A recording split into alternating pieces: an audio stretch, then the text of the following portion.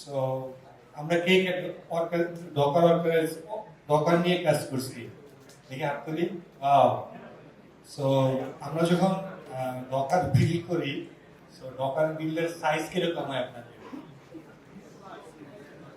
Average size কিরকম? 200-300 MB. So এখন যদি প্রতিবার যদি আপনাদের ফর এক্সাম্পল আপনার একটা সিএসসিডি সার্ভার আছে, যেখানে হচ্ছে আপনি অন কমিটা ইউজুয়ালি তো আমাদের ডেভেলপমেন্ট সার্ভারে বিল হইতেই থাকে, এরকম যদি 300 এমবি করে যদি বারবার যদি জমা হইতে থাকে, তাহলে এক মাসের ভিতরে আপনি সার্ভার 300 যদি প্রতিদিন যদি 10টা করে হয়, মাসের শেষে গিগাবাইট 100 আস্তে আস্তে স্পেস। সো এই জিনিসটাকে আমরা কিভাবে অপটিমাইজ করতে পারি এবং আরো সুন্দরভাবে ম্যানেজ করতে পারি, এটা নিয়ে আমাদের সামনে এখন প্রেজেন্টেশন দিবে Anam Ahmed, VP of sell.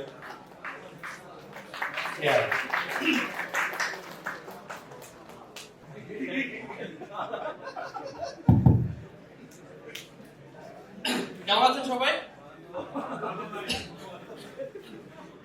আমি ফার্স্টেই অ্যাপোলোজাইজ করে নেই আপনাদের কাছে যে মানে টু মি গো পাইথন এই টাইপের ল্যাঙ্গুয়েজে যারা কাজ করে তারা তাদেরকে আমি প্রচন্ড রেসপেক্ট করি, এন্ড আমি মনে করি যে তারা আমার থেকে স্কিল অ্যাটলিস্ট এক ধাপ উপরে।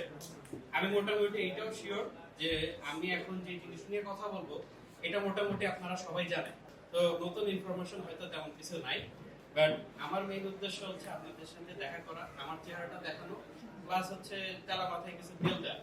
কারণ এখানে অনেক সিরিয়াস, অনেক ডিপ, হ্যাঁ ওকে, কারণ এখানে অনেক সিরিয়াস বা অনেক ডিপ টেকনিক্যাল জিনিসপত্র নাই। আই গেস টেকনিক্যাল জিনিসপত্র বলার জন্য আরো ট্যালেন্টেড মানুষজন আছে, তাদের সেশনে আছে। আমারটা তেমন টেকনিক্যাল না, but hopefully you take something from here. তো একটা প্রশ্ন জিজ্ঞেস করি আপনাদেরকে, সাইজ কি ম্যাটার করে? ঠিক আছে, সাইজ ম্যাটার করে অনেক জায়গাতেই। ইনফ্যাক্ট সবাই সবকিছু বড় চায়, কিন্তু আমরা ডকারের ক্ষেত্রে আমরা চাবো সব থেকে ছোট। তো কেন চাবো এইটা নিয়েই বেসিক্যালি আমার আজকের প্রেজেন্টেশন। তো মেইন টপিক হচ্ছে ডিস্ট্রোলেস কন্টেইনার। এখন প্রবলেম যেটা হয়েছে, আমি যখন ডিস্ট্রোলেস নিয়ে এই স্লাইডটা বানাচ্ছিলাম তখন আমি একটু দেখতেছিলাম যে কারেন্ট স্টেট কি ডিস্ট্রোলেসের। দেখলাম যে কমিউনিটিতে বেশ বড় একটা ডিবেট চলতেছে ডিস্ট্রোলেস ভার্সেস স্লিম ভার্সেস স্ক্র্যাচ এইটা নিয়ে। তো আমি একবার চিন্তা করলাম যে আমার টাইটেলটা চেঞ্জ করব কিনা, বাট আমি কোরেটরে যেটা দেখছি যে না ঠিক আছে, ওকে ইটস গুড ইনাফ, সেই জন্য এখানে এইভাবেই রাখা। তো প্রথমে আমি জানি এই ইনফরমেশনটা সবাই জানে, তারপরও আমি আমার আন্ডারস্ট্যান্ডিংটা আপনাদেরকে বলি ডিস্ট্রো জিনিসটা কি। তো এইটা আমি যখন প্রথম লিনাক্স স্টার্ট করছি, এই কোশ্চেনটা আমি করছিলাম একজনকে, সে আমাকে বলছে যে দেখো আমি রং চা খাই, তুমি দুধ চা খাও, আরেকজন দুধের মধ্যে মরিচ দেয়, আরেকজন দুধের মধ্যে দেখা যাবে যে ভাত দিয়ে দিছে। তো এক একজনের প্রিফারেন্স এক এক রকম। ডিস্ট্রোটা তো এরকম, বেসটা হচ্ছে চা, কিন্তু আমি ওইটাকে একটা নির্দিষ্ট ফ্লেভার দিয়ে ট্রাই করতে হবে। সবার যেরকম বিভিন্ন ধরনের প্রিফারেন্স আছে, এরকম অনেক ডিস্ট্রোর প্রতি ভালোবাসাও আছে।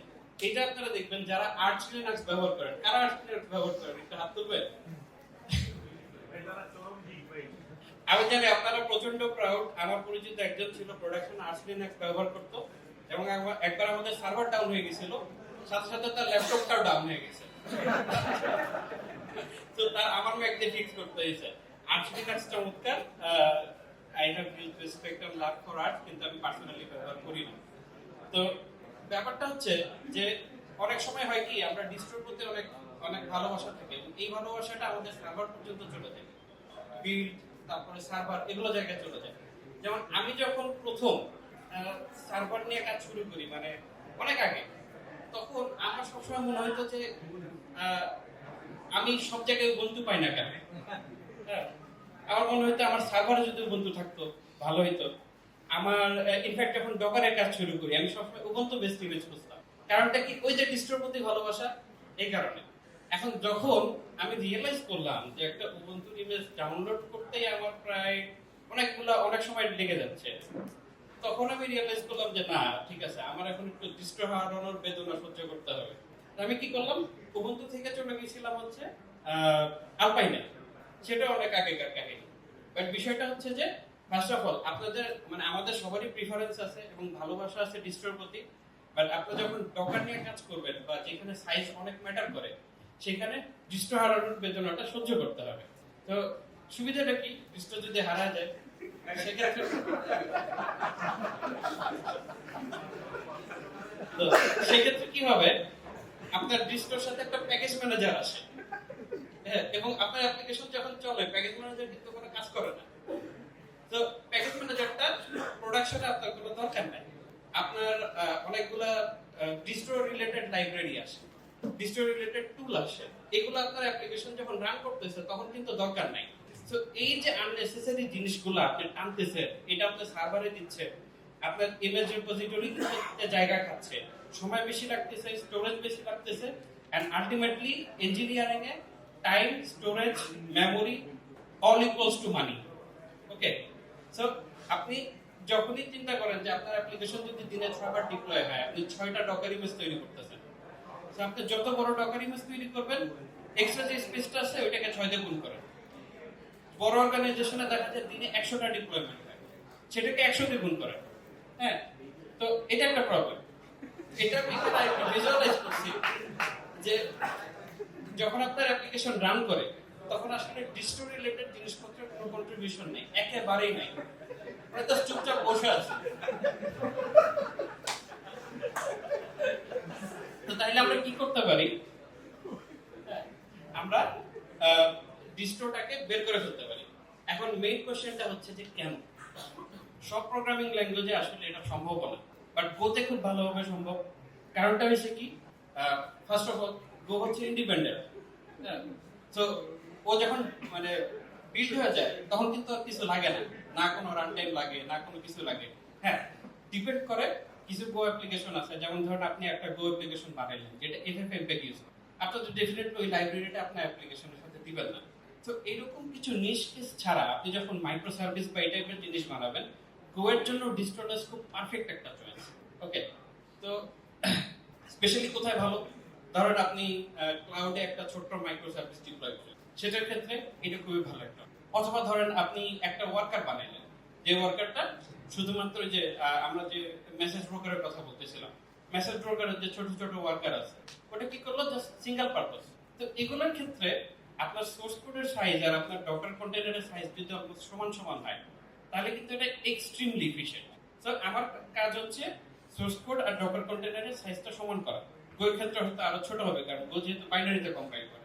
তো এইটা আমরা প্র্যাকটিসে যদি দেখতে চাই, প্র্যাকটিসে কিভাবে হয়, এইটার জন্য রিসেন্টলি, এখনো আবার অবশ্য রিসেন্ট নাই, এইটা যখন রিলিজ হয়েছিল তখন রিসেন্ট ছিল, ডকারের একটা ফিচার আমরা ইউজ করি, সেটা হচ্ছে মাল্টি স্টেজ বিল্ড। এটা কি করে, আপনার বিল্ডের একটা আলাদা স্টেজ হইতে পারে, এরপর আরেকটা স্টেজ হইতে পারে, এবং ফাইনালি হচ্ছে আপনার ফাইনাল কন্টেনার হতে পারে। গো এর ক্ষেত্রে কি হবে তাহলে, আপনি একটা কন্টেনার নেবেন যেটার ভিতরে আপনার গো অ্যাপ্লিকেশনটা বিল্ড হবে। ওকে, কিন্তু সেই কন্টেনারটা আপনি রাখবেন না। কি করবেন, আপনি একটা ডিস্টোলেস কন্টেনার নেবেন এবং আপনার অ্যাপ্লিকেশনের ভিতরে যে কম্পাইল সোর্স কোডটা আছে সেটা কপি করে নিয়ে আসবেন হচ্ছে আপনার ডিস্টোলেস কন্টেনারে। তো এই যে গো এর বিল্ড টুল যে আছে, প্যাকেজ ম্যানেজার আছে, এগুলো কিন্তু আপনি তখনই ট্যাগ করে ফেলবেন। আরেকটা উপকারিতা কি আছে, ধরেন আপনার কোনো একটা কম্পোনেন্টের ছোট একটা আপডেট আসছে, আপনি যদি ওয়াইজ ভাবে লিখতে পারেন তাহলে দেখা যাবে যে ওই আপডেটটা করার জন্য আপনার বিল্ড টাইম খুবই কম লাগতেছে, জাস্ট কয়েক সেকেন্ডেই হয়ে যাবে। তো এখানে আমি একটা স্যাম্পল দিছি, যদি এই স্যাম্পল ডাজন্ট মেক সেন্স, আসলে প্রোডাকশনে এর থেকে অনেক বড় হয়তো ডকার ফাইল হবে, বাট এটা জাস্ট দেখানোর জন্য। উপরে যে লাল পার্টটা আছে এটা স্টেজ 1, নিচের যে ব্লু পার্টটা আছে এটা স্টেজ 2। এখন কথা হচ্ছে যে এত কষ্ট কেন করব? তো এই জিনিসটা আমি অলরেডি আগে বলছি, বাট দুইটা এক্সট্রা অ্যাডভান্টেজ আমি বলি। ফার্স্ট অফ অল হচ্ছে আমার কন্টেনার যদি ছোট হয়, বিল্ড টাইমের তো একটা অ্যাডভান্টেজ আছে, আরেকটা অ্যাডভান্টেজ হচ্ছে অ্যাটাক সারফেস অনেক কম। অ্যাটাক সারফেস বলতে কি বোঝায়, ধরেন আপনার ডিস্টোর ভিতরে এমন একটা টুল আছে যে টুলটা একটা ভালনারেবিলিটি আছে, এখন ওই টুলটা আপনার আসলে নেসেসারি না অ্যাপ্লিকেশন চলার জন্য, বাট কি হয়েছে, পচা শামুককে পা কাটার মতো ওই ভালনারেবিলিটি ধরে একজন আপনার অ্যাপ্লিকেশনের অ্যাক্সেস পেয়ে গেল। তো এইটা অ্যাভয়েড করার জন্য কি আপনি যত টুল কম ব্যবহার করবেন, যত আননেসেসারি জিনিস কম রাখবেন, আপনার অ্যাটাক সার্ভিসটা কিন্তু কম হবে। তার মানে এই না যে আপনার সিস্টেম হ্যাক হবে না, হইতেই পারে, বাট বিষয়টা হচ্ছে হ্যাক হওয়ার পসিবিলিটি কম, হ্যাক হওয়ার ওয়ে কম। আরেকটা জিনিস হচ্ছে কি ফাইনাল ইমেজ অনেক ছোট হবে। এইটার অনেকগুলো উপকারিতা আছে। অলরেডি বিল্ডের কথা বলছি, বিল্ডের উপকারিতা আরেকটা উপকারিতা আছে যেটা বলি নাই, সেটা হচ্ছে স্টার্টআপ টাইম। আপনি যত কম জিনিস লোড করবেন, কারণ আপনার একটা ডকার ইমেজ স্টার্ট করার জন্য এটাকে কিন্তু মেমোরিতে লোড করতে হয়। আপনার ইমেজ যদি ছোট হয় মেমোরিতে লোড হবে তাড়াতাড়ি। ইনফ্যাক্ট ডকার ওইটাকে দেখা যাবে আপনি বন্ধ করে দিচ্ছেন, কিন্তু আপনার ক্লাউড ওইটাকে মেমোরিতে রেখে দিচ্ছেন যেন দ্রুত স্টার্ট করা যায়। আপনি মেমোরি যদি অনেক ছোট বানান ইমেজের সাইজ, ওইটা মেমোরি থেকে লোড করে স্টার্ট করাটা অনেক ফাস্ট হয়ে যাবে। তো এই যে এতগুলো অ্যাডভান্টেজের কথা বলো, আমি জানি মানুষ প্রশ্ন করবে যে ডিসঅ্যাডভান্টেজ গুলো কি, কারণ এর আগের সেশন গুলাতে দেখছি জিজ্ঞেস করছে, এই জন্য আমি আগে সারেন্ডার করছি। আমি বলে দিই ডিসঅ্যাডভান্টেজ গুলো কি। ফার্স্ট অফ অল, এটা ডিবাগ করা প্রচন্ড টাফ। হ্যাঁ, আমরা আপনি একটা সার্ভারে যে কমন টুলগুলো আছে, কমন টুলগুলো যদি রিমুভ করে দেন, রিমুভ করার পরে ওই সার্ভার ডিবাগ করতে গিয়ে বুঝবেন যে ডিবাগ করার জীবনটা কত কঠিন। নরমাল টুলগুলো যদি না থাকে, ধরেন আপনি লগ দেখবেন, লগ টেল করবেন, লগের ভিতর থেকে টেক্সট সার্চ করবেন, এই জিনিসপত্রও নাই। তো ফার্স্ট অফ অল, যেহেতু শেল নাই নরমাল স্টোরেজ কন্টেনারে, আপনি শেল অ্যাক্সেস করে যে ডিবাগ করবেন সেটার অপশন নেই। আপনার ডিবাগ করার জন্য ক্রিয়েটিভ হইতে হবে। আর আরেকটা জিনিস হচ্ছে, আপনার যেই টুলটার সাথে এক্সট্রা প্যাকেজ আছে, কিছুক্ষণ আগে এফএফএমপিজি এর কথা বলতেছিলাম, এরকম আরো অনেকগুলো টুল আছে যেগুলো আসলে আপনার অ্যাপ্লিকেশনের সাথে আপনি চাইলেও প্যাকেজ করতে পারবেন না। হ্যাঁ, অনেক চেষ্টা করলে পারা যাবে, কিন্তু দেখা যাবে যে কিছু জিনিস আছে যেটা আসলে প্যাকেজ করাটা লজিক্যাল না। তো সেই ক্ষেত্রে ওগুলো যদি ম্যানেজ করতে চান, দেখবেন যে ডিস্ট্রোলেসের ক্ষেত্রে পরিশ্রম অনেক বেশি। আমি এফএফএমপি এর যদি আবার এক্সাম্পলটা দিই, আপনি একটা ডিস্ট্রোলেসের ভিতরে যদি এটা নিয়ে আসতে যান, আপনার পুরো বিল্ড এসেনশিয়ালস নিয়ে আসতে হবে, নিয়ে এসে বিল্ড করতে হবে, করে তারপর ডিস্ট্রোলেশনে পাঠাতে হবে। অথবা কি করতে হবে, আপনার অন্য আরেকটা মাঝখানে একটা স্টেজ দিতে হবে যেখানে আপনার এফএফএমপি ডাউনলোড হবে, ওই বাইনারিটা কপি করে নিয়ে আসতে হবে আপনার ডিস্ট্রোলেসের ভিতরে। তো এই যে এক্সট্রা পরিশ্রমটা, এই এক্সট্রা পরিশ্রমগুলো করতে হবে যদি আপনার অ্যাপ্লিকেশন এক্সটার্নাল কোনো টুল অথবা লাইব্রেরির উপর ডিপেন্ডেন্ট থাকে, যেটা আপনি আপনার অ্যাপের সাথে প্যাকেজ করতে পারতেছেন না। ওকে, তো কি করতে হবে, এইটার জন্য আপনার একটা মাইন্ডসেট শিফট করতে হবে। অনেকগুলো ওয়ে আছে ডিস্ট্রোলেস কন্টেইনারে ডিপ্লয় করার ক্ষেত্রে। তো সাধারণত সবচেয়ে ইজি এবং বাংলা পদ্ধতি যেটা, সেটা হচ্ছে দুইটা আলাদা ডকার ইমেজ মেইনটেইন করা। একটা হচ্ছে আপনার ডেভেলপমেন্টের জন্য, যেটা হয়তো ডিস্ট্রোলেস না, যেটার ভিতরে শেল আছে, যেটার ভিতরে কিছু ডিবাগিং টুল আছে, যেটা দিয়ে আপনি ডেভেলপমেন্ট করবেন। আর আরেকটা ইমেজ, সেটা হচ্ছে ডিস্ট্রোলেস যে আর্কিটেকচারে সেটার সাথে রিলেটেড, কিন্তু ফুললি আপনার ডিস্ট্রোলেস। সো কি হয়েছে, যে আপনি যখন ডেভেলপ করবেন অথবা আপনার যদি কখনো ডিবাগ করতে হয়, আপনি একটা স্টেজ বন্ধ করে দিয়ে ওইখানে ডিবাগ করতে পারবেন। অথবা আপনার যদি প্রোডাকশনে রাখতে হয় তাহলে সরাসরি ডিস্ট্রোলেসে গেলেন। তো মাইন্ডসেটের সুইচটা কোথায়, আপনি চিন্তা করতেছিলেন যে ঠিক আছে আমি একটা ডকার ইমেজ মেইনটেইন করব, যেটা অনেকের ক্ষেত্রে হয় যে প্রিস্টিন একটা ডকার ওয়ার্কফ্লো রাখতে চাই, যে আমি যে জিনিসটা এখানে করতেছি সেই জিনিসটা যেন আমার সার্ভারেও আসে। এই মাইন্ডসেটটা হয়তো চেঞ্জ করতে হতে পারে।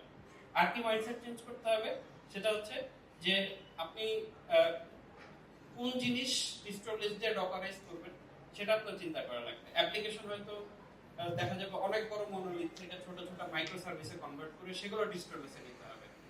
তো আরেকটা জিনিস হচ্ছে, ডিস্ট্রোলেস কিছু কিছু জায়গায় কমপ্লিটলি অ্যাভয়েড করা লাগবে, যে জায়গায় আসলে ওইটা বেশি হ্যাসেল দিচ্ছে আপনাদের। তো মোর অর লেস এইটাই ডিস্ট্রোলেসের মানে ডিসকাশন ছিল। আমি এখানে আরেকটা জিনিস অ্যাড করতে চাইছিলাম, অ্যাড করি নাই কারণ টাইম বেশি লাগতো।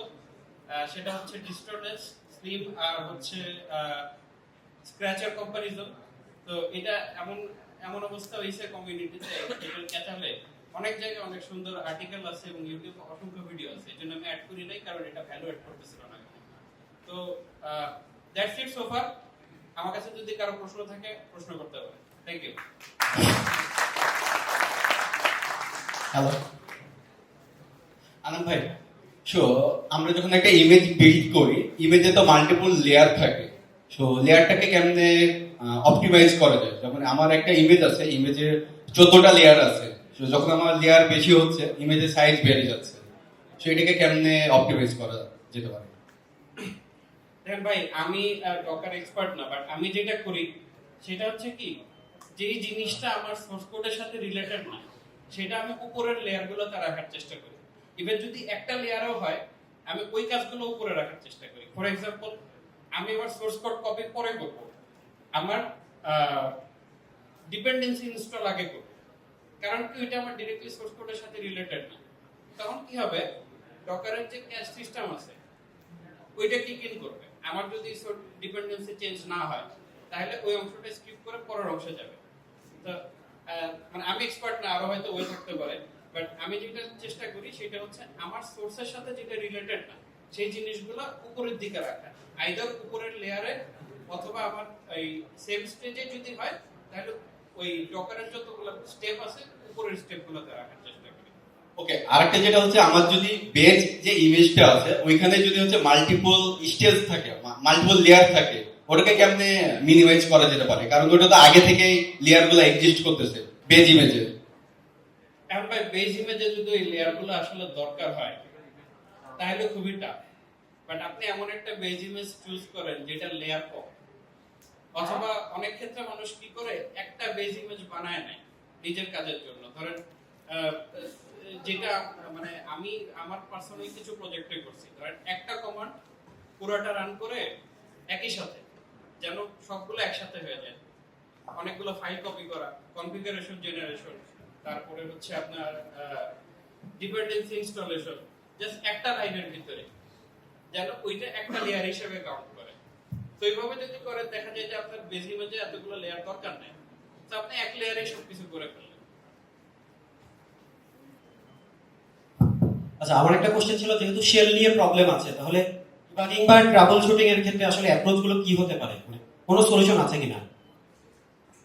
শেল ছাড়াও আপনি চাইলে ডিস্টোরেজ কন্টেইনার ডিবাগ করতে পারবেন। সেটার জন্য আপনার আলাদা টুল আছে। হ্যাঁ, স্পেসিফিক্যালি গুগলের বানানো কিছু টুল আছে, ওপেন সোর্স টুল। আমার থেকে নাম দিয়ে দিবনি, আনফরচুনেটলি আমার জিনিসপত্রের নাম মনে থাকে না। হ্যাঁ, বাট ওইটাতে ডিবাগ করতে পারবেন। বাট আইডিয়ালি কি হয়েছে, ডিবাগ করা উচিত অন্য আরেকটা কন্টেইনারে যেখানে আপনার ডিবাগিং টুলগুলো আছে, সেম আর্কিটেকচার, সবকিছু সেম, কিন্তু ওইটাতে জাস্ট ডিবাগিং টুল আছে, ডিস্টোরেজে ডিবাগিং টুল নাই। এই ঠিক আছে, জেনে নেব। ঠিক আছে, ধন্যবাদ সবাইকে। ধন্যবাদ আমাকে তার মূল্যবান প্রেজেন্টেশনের জন্য। সো অনেক কিছু তো আমরা শিখলাম, দরকার, তারপরে গদিয়ে কি করা যায়। সো আমরা নেক্সটে কিভাবে সুন্দরভাবে আমাদের এপিআই ডেভেলপমেন্ট গুলো করা যায়। যে গোলাইন দিয়ে যদি আমি আমার একটা সার্ভিস বানাইতে চাই, একটা মাইক্রো সার্ভিস বানাইতে চাই, তার জন্য আমি কিভাবে এপিআই প্রজেক্টটা রেডি করবো, কি কি জিনিসপত্র নিয়ে কাজ করব, এই সম্পর্কে আমাদেরকে এখন প্রেজেন্টেশন দিবে সাকিব সামি। তো সাকিব সামি টুইলার ডেভেলপার ছিল অনেকদিন। So we will be conducting hour next session. Hello Brian, আসসালামু আলাইকুম। আমি সাকিব। বর্তমানে আমি কাজ করতেছি গেরমিটিকা বিভিন্ন নেদারল্যান্ডসে। এর আগে আমি কাজ করেছি টুইলো পাঠাও। আজকে টপিক যেটা নিয়ে আমি কথা বলবো সেটা হচ্ছে API first service development in. এর আগে আপনি এখানে এর আগে এপিআই ফার্স্ট সার্ভিস নিয়ে কাজ করেছেন? কেউ কাজ করেননি? আচ্ছা, অনেকে কাজ করেছেন, অনেকে হয়তো কাজ করেননি। আচ্ছা, আমি কোশ্চেন করেছিলাম আপনাদের মধ্যে এখানে আগে কে এপিআই ফার্স্ট সার্ভিস নিয়ে কাজ করেছেন?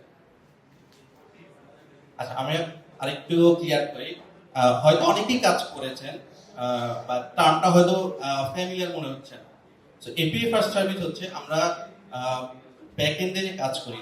তো ধরেন আমি একটা ব্যাকএন্ড সার্ভিস এক্সপোজ করতেছি, সেটা আমি একটা রেস্ট এপিআই হতে পারে, বা একটা গ্রাফকিউএল সার্ভিস হতে পারে, বা একটা জিআরপিসি সার্ভিস হতে পারে, যেটা আমরা অন্যান্য ফ্রন্ট এন্ড যে কম্পোনেন্ট গুলো আছে সেটার সাথে আমরা ইন্টিগ্রেট করি। এটা মোবাইল হতে পারে, এটা ওয়েব অ্যাপ্লিকেশন হতে পারে, সো এটা হতে পারে একটা স্ট্যান্ডার্লোন ওয়েব অ্যাপ্লিকেশন, যেটা মেবি আপনি অ্যাঙ্গুলারে করতেছেন বা রিঅ্যাক্টে করতেছেন, এন্ড সো ফ্রন্ট এন্ডটা completely decouple from the back end. তো এই যে আমরা ব্যাক এন্ড সার্ভিসটা ইন্ডিভিজুয়ালি অথবা মডুলার ওয়েতে ডেভেলপ করতেছি এবং স্পোর্টস করতেছি, যেটা মাল্টিপল কনজিউমার কনজিউম করতে পারে, এটাকে আমরা বলতেছি এপিআই ফার্স্ট সার্ভিস।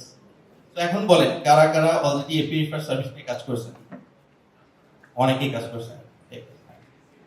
তো আমার প্রেজেন্টেশনে আমি ফার্স্ট কিছু কথা বলবো, যে ডিসকাস করব, সেটা হচ্ছে ফ্রেমওয়ার্ক অ্যাগনোস্টিক। তো আমি এপিআই করতে পারি।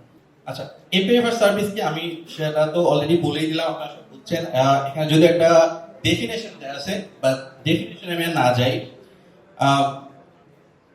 এপিআই ফার্স্ট সার্ভিস আসলে কি কি বেনিফিট নিয়ে আসে আমরা যদি একটা এপিআই ফার্স্ট সার্ভিস বানাই।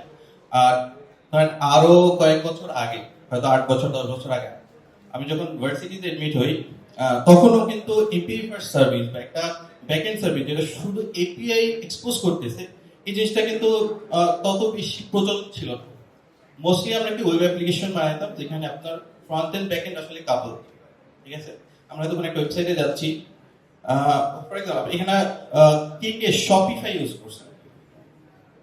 অনেকে ইউজ করছে। আচ্ছা, সো শপিফাইতে কি হয়, আমরা যদি শপিফাইতে গিয়ে সাইন আপ করি, আমাদের একটা ইন্টারফেস থাকে, সেখানে আমরা একটা স্টোর ক্রিয়েট করতে পারি, এন্ড দেন আমাদের যে স্টোর সেটা আমরা আমাদের কাস্টমারদের সাথে শেয়ার করতে পারি। তো কাস্টমাররা আমাদের স্টোরে যেসব প্রোডাক্ট আছে বা জিনিস আছে সেগুলো অ্যাক্সেস করতে পারে, পারচেস করতে পারে। ঠিক আছে, তো এই যে শপিফাই যে আমাদের একটা ইন্টারফেস দিয়ে দিচ্ছে, যেখানে আমরা জাস্ট কয়েকটা বাটন ক্লিক করে কিছু কাজ করতে পারতেছি, এই জিনিসটা এখানে কিন্তু আমাকে মানে এই অ্যাপ্রোচটা এপিআই ফার্স্ট না, কারণ কি আমি হচ্ছে এখানে আসলে নিজে আর কিছু এক্সটেন্ড করতে পারতেছি। শপিফাই আমাকে যতটুকু ফিচার দিচ্ছে আমি শুধু ততটুকু ইউজ করতে পারতেছি। এখন ধরেন শপিফাই প্ল্যাটফর্মে অনেকে দেখবেন যে প্লাগইন ডেভেলপ করে বা থিম ডেভেলপ করে। সো থিম ডেভেলপ করে কি করতেছে, যে শপিফাইয়ের যে প্ল্যাটফর্মটাকে সেটাকে আরো এক্সটেন্ড করতেছে, আরো নতুন নতুন হয়তো ফিচার দিচ্ছে, যেটা হচ্ছে ওই প্লাগইনটা পারচেজ করলে কাস্টমাররা সেই ফিচারগুলো ইউজ করতে পারতেছে। বাট হোয়াট ইফ যে শপিফাই যদি একটা এপিআই দিয়ে দেয়, যে এপিআইটা আপনি আপনার ইচ্ছামতো যে কোনো ফ্রন্ট এন্ডের সাথে আপনি ইন্টিগ্রেট করতে পারবেন। ঠিক আছে, তাহলে কি আপনি কিন্তু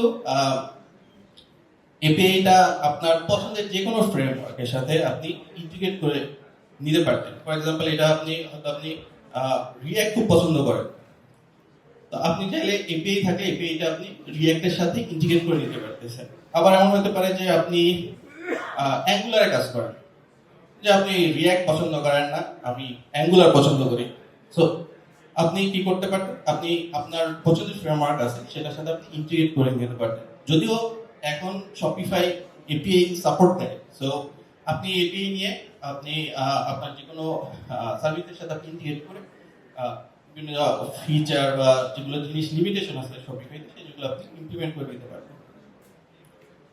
এখানে আমরা দেখতেছি যে এপিআই ফার্স্ট অ্যাপ্রোচে যে সুবিধাটা সবচেয়ে বড়, সেটা হচ্ছে যে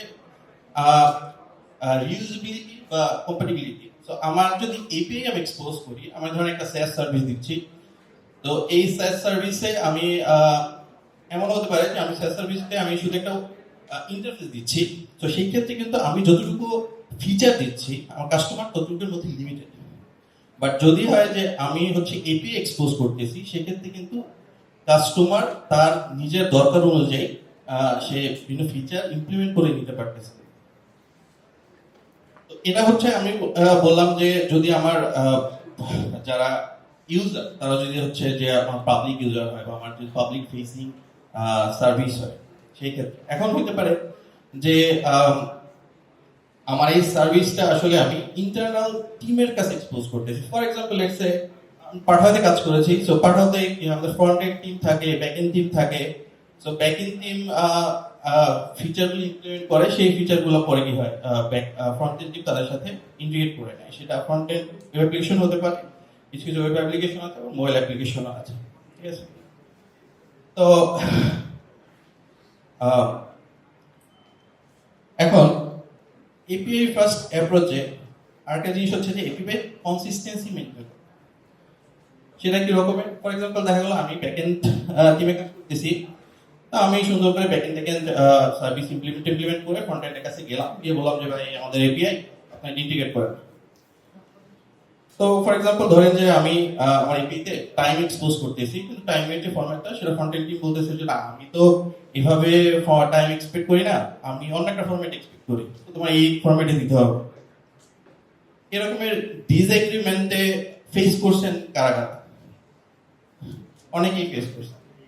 তো দেখা যাচ্ছে যে এটা খুব একটা কমন প্রবলেম, যে আমি হচ্ছে ব্যাকএন্ড টিম একটা ফিচার ইমপ্লিমেন্ট করে নিয়ে গেছে, এখন ফ্রন্ট এন্ড টিম তাদের হয়তো কনভিনিয়েন্ট হচ্ছে না, বা তাদের ফ্রেমওয়ার্কে জিনিসটা একটু ডিফারেন্টলি হ্যান্ডেল করে, তার কারণে তারা কি ডিসএগ্রিমেন্ট দেখা যাচ্ছে যে তারা হচ্ছে যে না ভাই আপনি এভাবে না এভাবেই করেন। এই যে কনফ্লিক্টিং সিচুয়েশনগুলো, এই জিনিসটা কিন্তু আমরা সুন্দরভাবে অ্যাভয়েড করতে পারি এপিআই ফার্স্ট অ্যাপ্রোচের মাধ্যমে। কিভাবে? সো আমরা যারা ব্যাকএন্ডে কাজ করতেছি আমরা কি করব, আমরা আগেই সবকিছু ইমপ্লিমেন্ট করব। আমরা আগে এপিআই যে কন্ট্রাক্টটা, সেই কন্ট্রাক্টটা ডিফাইন করব যে আচ্ছা আমার এই এপিআই থেকে আমি এই ফিচার দিতে যাচ্ছি। ফর এক্সাম্পল আমি ইউজার রেজিস্ট্রেশন এবং ইউজার লগ ইনের ফিচার দিচ্ছি, তো আমি আমার এপিআই কন্ট্রাক্টে আগে সেই জিনিসটা ডিফাইন করব যে আমার হচ্ছে এটা হচ্ছে আমার contract, then I will go with the front end team. তো এটা মোবাইল টিম হতে পারে বা ওয়েব টিম হতে পারে। তো তাদের সাথে আমি গিয়ে বললাম যে আচ্ছা ভাই আমি এই এপিআইটা ডেভেলপমেন্টের জন্য কাজ করতেছি, and এইটা আপনাদের সাথে কিভাবে ইন্টিগ্রেট হবে, এবং এটা হচ্ছে আমাদের এপিআই কন্ট্রাক্ট। তো এইখানে কিন্তু আমরা তাদের সাথে ইনিশিয়ালি ডিসকাস করে নিতে পারি যে যে এই এপিআই কন্ট্রাক্টে যেটা আমি প্রপোজ করতেছি সেটা তাদের জন্য কনভিনিয়েন্ট কিনা বা কম্প্যাটিবল কিনা, এবং যদি না হয় সেই ক্ষেত্রে আমরা সেটা চেঞ্জ করে নিতে পারি। এখন এটা হয়তো খুব একটা ছোট এক্সাম্পল, যেটা আমি টাইমের এক্সাম্পলটা দিলাম।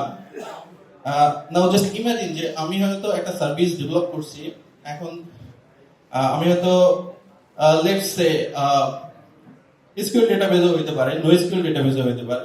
বাট নো এসকিউএল ডেটাবেজের ক্ষেত্রে যেটা হয়, ফর এক্সাম্পল আমি যদি ক্যাসেন্ড্রা ইউজ করি, ক্যাসেন্ড্রা কিন্তু কুইরি করার লিমিটেশন আছে, যে আমি কতটুকু কুইরি করতে পারবো সেটা টোটালি ডিপেন্ড করে আমার প্রাইমারি কির উপরে, যে আমি প্রাইমারি কিটা কিভাবে ডিফাইন করতেছি। এখন দেখা গেল যে আমি সার্ভিসটা ইমপ্লিমেন্ট করেছি, করার পরে আমি গিয়ে ফ্রন্ট এন্ড টিমকে বলতেছি যে ভাই এই এপিআই, ফ্রন্ট এন্ড টিম আমাকে বলতেছে যে ভাই আমি তো আর একটা ফিল্ডের উপরে কুইরি করব, বা এই ফিল্ডটা থেকে আমি ফিল্টার করব এই ফিল্ডের উপর, সেটা কালার হইতে পারে। ফর এক্সাম্পল লেটস সে যে এটা একটা ই-কমার্স এপিআই, তো এটা একটা সাইজ ফিল্ড হইতে পারে, কালার ফিল্ড হইতে পারে, এটার উপর আমি ফিল্টার করব। এখন আপনি গিয়ে দেখলেন কি আরে না আমার তো যে স্কিমা আমি ডিজাইন করছি সেখানে তো আমার প্রাইমারি কিতে এই ফিল্ডগুলো না, তো আমি তো এগুলো কুইরি করতে পারবো। তো সেক্ষেত্রে আপনার কি করতে হবে যে আমার ওই জিনিসগুলো আবার রিওয়ার্ক করতে হবে। তো রিওয়ার্ক আমরা করতেই পারি, এটা সমস্যা না, কিন্তু রিওয়ার্ক করার মানেই হচ্ছে যে আমি যেটা একটা রিওয়ার্ক করতেছি, everywhere I work is everywhere is wasted. তো কোম্পানির ক্ষেত্রে কিন্তু কোম্পানি আমরা যখন একটা প্রজেক্ট শুরু করার ক্ষেত্রে কি করি, আমরা একটা এস্টিমেশন দিই যে আমার এই প্রজেক্টটা করতে আমার হয়তো এত আওয়ার লাগবে, এত ম্যান পাওয়ার লাগবে। এখন আমাদের যদি এরকম রিওয়ার্ক করতে হয়, তো সেই ক্ষেত্রে দেখা যায় কি আমরা যে রিওয়ার্ক করতেছি এর জন্য যে এক্সট্রা আওয়ার যাচ্ছে, এই এক্সট্রা আওয়ারের ফলে কিন্তু আমাদের অনেক বেশি চান্স থাকে যে ডেডলাইন মিস হওয়ার। এখন ধরেন এই যে সার্ভিসটা আপনি কাজ করতেছেন এটা খুবই ক্রিটিক্যাল একটা সার্ভিস।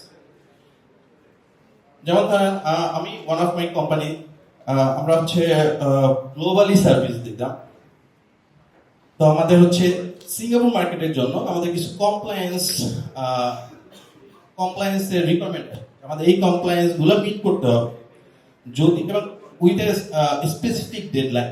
যেহেতু ওই ডেডলাইনটা সিঙ্গাপুরের গভর্নমেন্ট থেকে আসে ছিল ওই স্পেসিফিক কেসে, তো আমরা যদি এইটার মধ্যে এই ফিচারটা ইমপ্লিমেন্ট করতে না পারি তাহলে আমাদেরকে ওই রিজিয়নে সার্ভিস ইন্টারাপ্ট হওয়ার চান্স আছে, ইভেন আমাদের ফাইনও হতে পারে। ঠিক আছে, তো এরকমের যখন আমি ক্রিটিক্যাল সার্ভিসে কাজ করতেছি তখন কিন্তু আমাদের যে এই যে রিওয়ার্ক করার যে স্কোপটা এটা কিন্তু খুব কম থাকে। ঠিক আছে, এবং আপনার সার্ভিসটা যদি পাবলিকলি এক্সপোজ থাকে যে মিলিয়ন্স অফ কাস্টমার্স আপনার সার্ভিসটা কনজিউম করতেছে, তখন কিন্তু এই মানে এমন না যে আপনি এইটা সার্ভিসটা টাইম মতো ডেলিভারি করতে না পারলে শুধু আপনি ইম্প্যাক্টেড হইতেছেন, আপনার যারা আদার কাস্টমার্স আছে তারাও কিন্তু ইম্প্যাক্টেড হচ্ছে।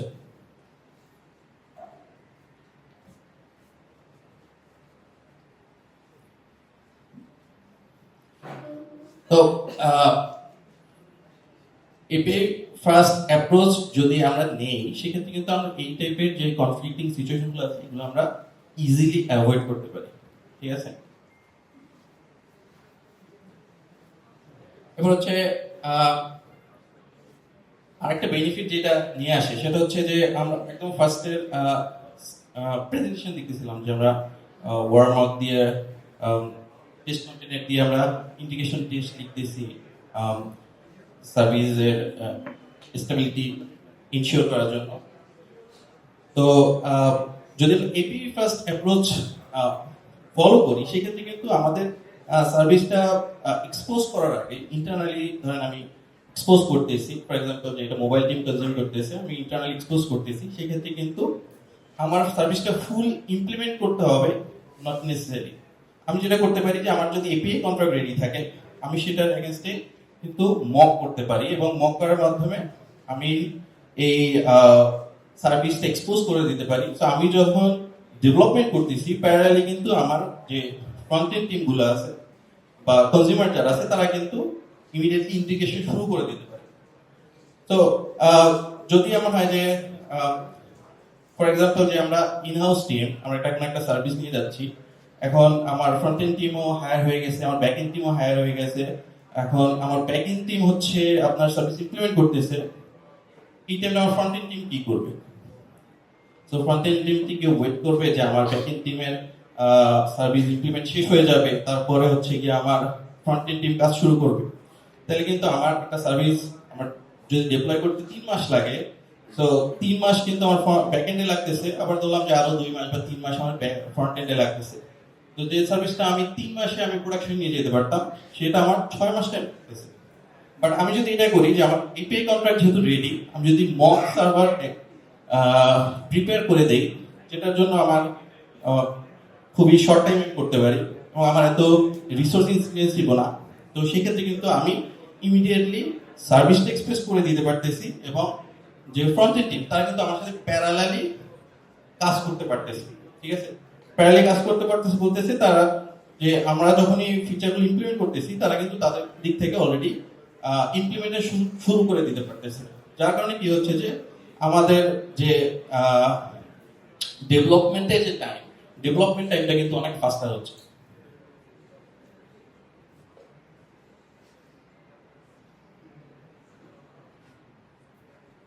আচ্ছা, এবার হচ্ছে ইমপ্লিমেন্টেশন, যেটা হচ্ছে আপনারা সবাই মোস্ট ইন্টারেস্টেড ইন।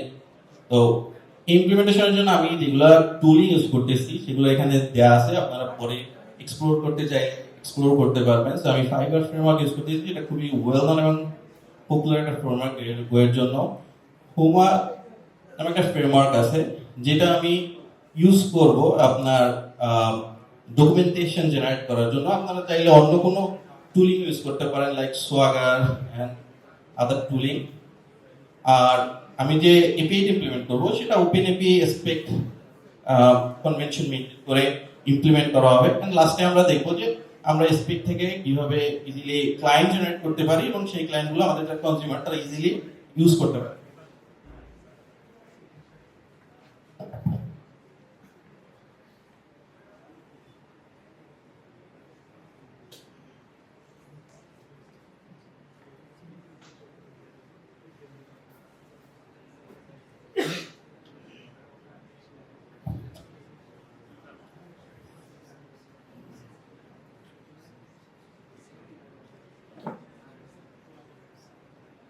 আচ্ছা, আমি হচ্ছে আজকে কোড করব না, বাট আমার একটা কোড করাই আছে যেটা আমি ইভেন্টের জন্য করে নিয়ে আসছি, কারণ এখানে কোড করাটা অনেক টাইম কনজিউমিং ব্যাপার হবে। তো আমি জাস্ট গো থ্রু করব কিভাবে আমি এই সার্ভিসটা অ্যাপ্রোচ করেছি following the API first convention. So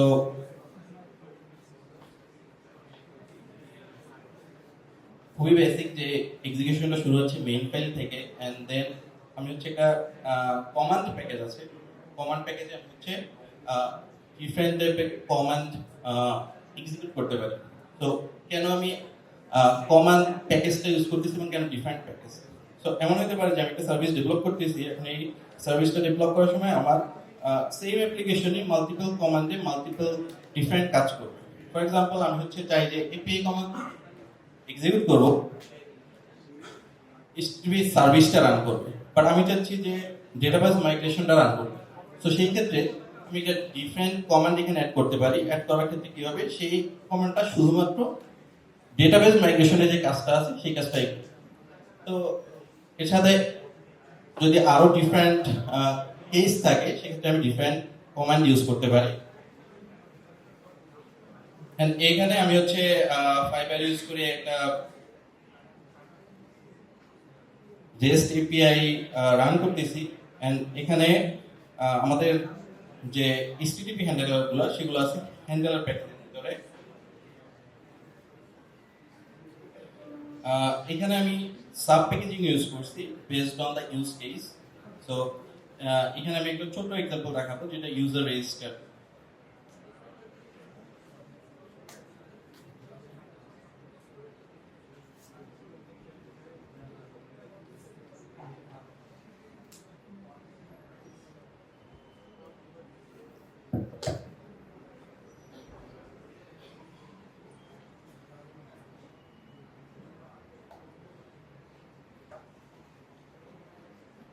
আচ্ছা, তো এতক্ষণ আমি যেটা বলতেছিলাম যে এপিআই ফার্স্ট অ্যাপ্রোচে আমাদের ফার্স্ট টার্গেট থাকবে যে আগে আমাদের কন্ট্রাক্টটা ডিফাইন করা। সো এখানে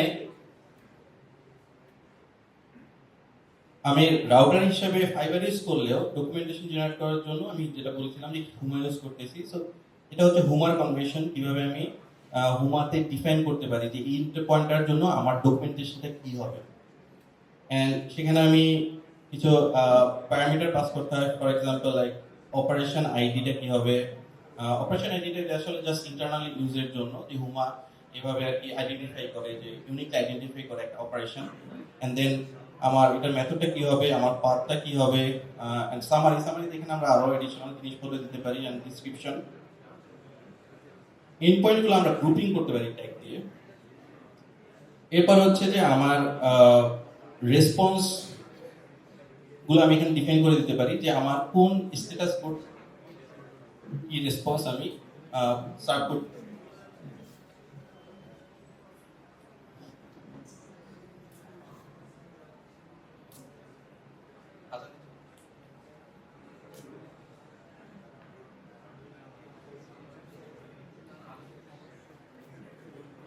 আচ্ছা, এরপর হচ্ছে যে আমার হ্যান্ডেলারে আমি এখানে কিছু কাজ করতেছি, বাট তার আগে এখানে হচ্ছে আমার যে রিকোয়েস্ট রেসপন্স বডিটা আছে সেটা আমি ডিফাইন করতেছি, এবং এই জিনিসটা আমি হ্যান্ডেলারে এখানে মেনশন করতেছি যে আমার রিকোয়েস্টটা কি হবে এবং রেসপন্সটা কি হবে।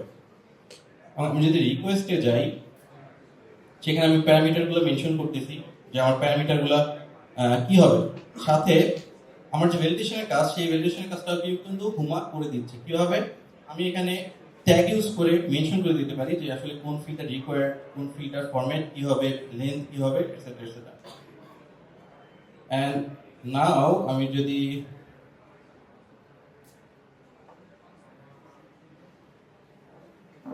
সার্ভিসটাতে যাই, দেখেন এই ডকুমেন্টেশনটা কিন্তু হুমা অটোমেটিক্যালি জেনারেট করছে, আমার এখানে কিছুই করতে হয় না, এবং এখানে আমার স্কিমাগুলো অটোমেটিক্যালি জেনারেট হয়ে গেছে। আর যেটা বলছিলাম যে ট্যাগ দিয়ে আমরা গ্রুপিং করতে পারি, সো আমি ট্যাগ ইউজ করছিলাম ইউজার।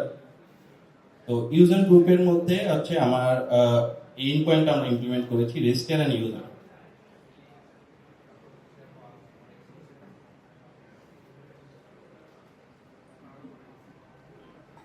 তো register and user end point আমি যদি চাই, আমাদের যে ডকুমেন্টেশন সেটা কিন্তু অটোমেটিক্যালি জেনারেট হয়ে গেছে, এবং রিকোয়েস্টের যে আমার বডি সেটা কিন্তু আমি জাস্ট রিকোয়েস্ট বডিতে যে ফিল্ডগুলো যেভাবে মেনশন করেছি হুমা কিন্তু ঠিক সেইভাবে এখানে ডকুমেন্টেশন জেনারেট করেছে, আমার জন্য আলাদা কিছুই করতে হয়নি।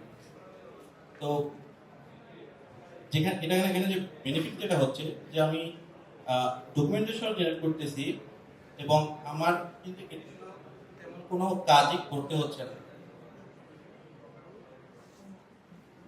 সিমিলারলি রেসপন্সেও আমি কিন্তু এখানে আমার রেসপন্স কি হবে সেই জিনিসটাও কিন্তু আমার যে রেসপন্স স্ট্যাকটা ছিল সেটা থেকে অটোমেটিকলি এখানে জেনারেট করে নিয়েছে যে আমার রেসপন্সটা কি হবে। এবং এখানে আমার কিছু স্যাম্পল স্ক্রিপ্ট রান করে দিয়েছে। ফর এক্সাম্পল আমরা যদি চাই যে বইয়ের জন্য কি হবে সে একটা স্যাম্পল কোড জেনারেট করে দিয়েছে।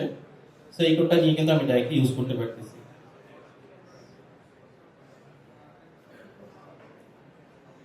এবার যদি আমি একটু কোডে যাই, কোডে আমি যেটা করতেছি সেটা হচ্ছে হ্যান্ডেলার থেকে বিজনেস লজিকটা যেহেতু আমি ইউজ কেসের ভিতরে লিখেছি, তো ইউজ কেসের ভিতর থেকে আমি কিন্তু জাস্ট একটা ফিগার দিয়ে ফিক জেনারেট করে সেটা রেসপন্সে সার্ভ। তো এখানে কিন্তু আমার বিজনেস লজিক ইমপ্লিমেন্ট করার কোনো দরকার হয় না। তো আমার কন্ট্রাক্টর যেহেতু রেডি, এখন এই কন্ট্রাক্টর নিয়ে কিন্তু আমি আমার যে ফ্রন্টের টিম আছে, অন্য যেসব টিম আছে যারা আমার কনজিউমার, তাদের সাথে আমি ডিসকাস করতে পারি যে আচ্ছা এই হচ্ছে আমার কন্ট্রাক্ট রেডি, তোমাদের এটা রিকোয়ারমেন্ট মিট করে কিনা বা তোমাদের এখানে কোনো চেঞ্জেসের দরকার আছে কিনা। সো দিস ওয়ে আমরা কিন্তু যে কনফ্লিক্টটা দেখলাম যে আমাদের মোটামুটি সবাই আমরা কিন্তু কনফ্লিক্ট ফেস করে আসি। তো এই জিনিসগুলো আমরা খুব ইজিলি।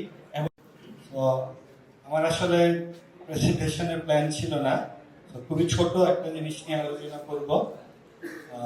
সেটা হচ্ছে হাই পারফরমেন্স ম্যাপিং গো। যে আসলে বলতে যে আমরা ম্যাপ ইউজ করি, এখানে আমরা পারফরমেন্স আমরা যদি মাল্টিপল গো রুটিনে ইউজ করি কিংবা আপডেট করি, সেক্ষেত্রে পারফরমেন্সে কি সমস্যা হতে পারে, কিভাবে কি সলভ করতে পারি। সো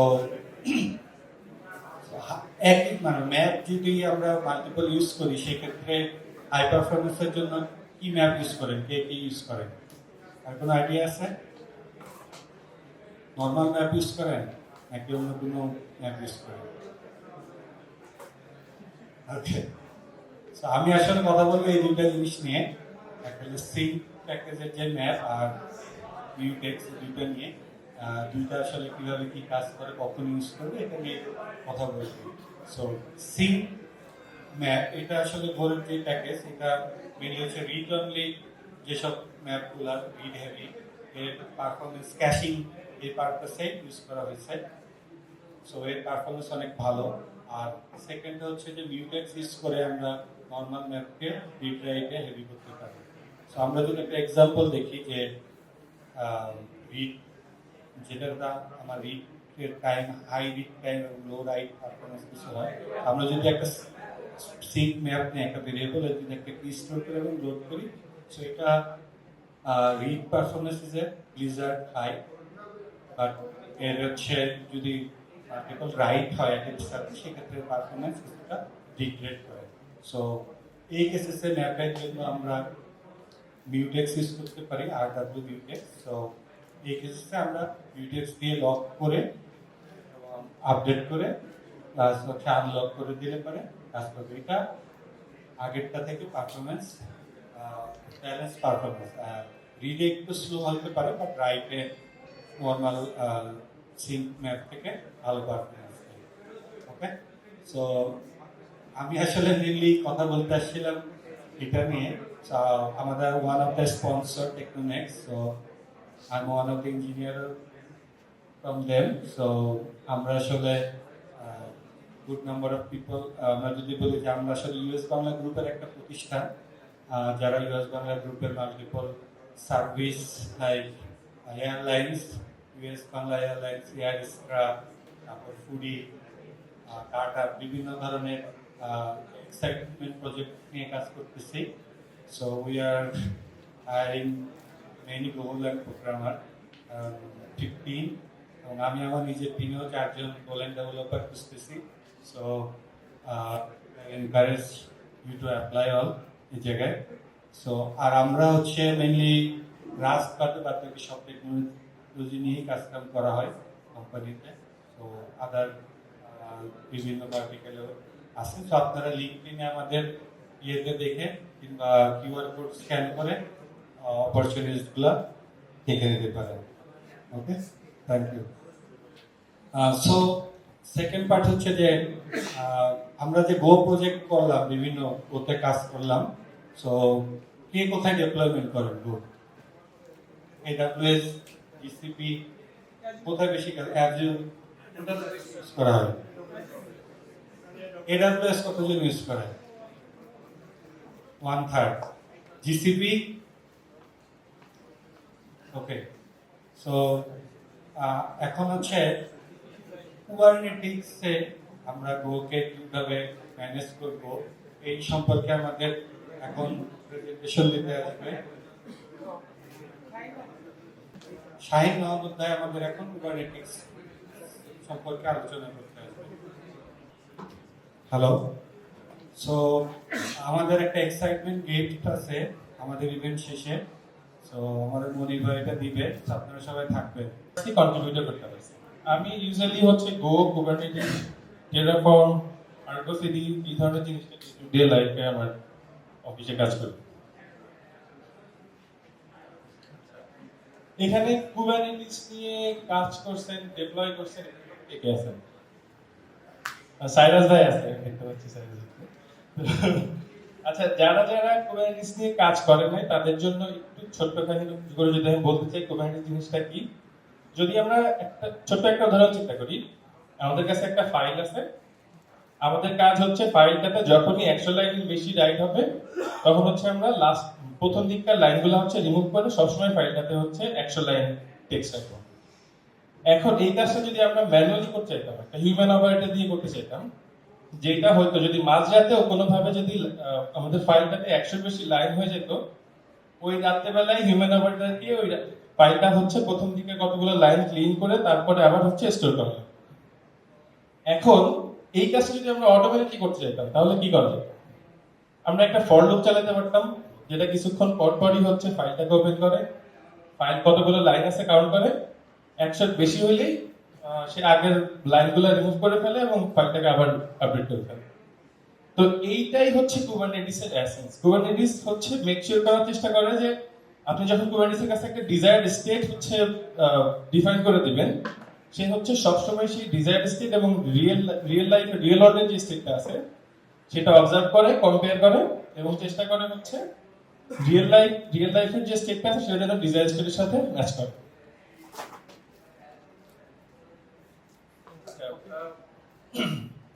কুবারনেটিস আর্কিটেকচার নিয়ে যদি একটু বলি, কুবারনেটিস হচ্ছে ক্লায়েন্ট সেন্ট্রিক আর্কিটেকচার ফলো করে। সো কুবারনেটিসের একটা এপিআই সার্ভার আছে, আমরা যা কিছু ডিপ্লয় করি, পড হোক, ডিপ্লয়মেন্ট হোক, এনিথিং, সেটা হচ্ছে সে etcd নামে একটা ডিস্ট্রিবিউটেড ডেটা স্টোরেজ স্টোর করে।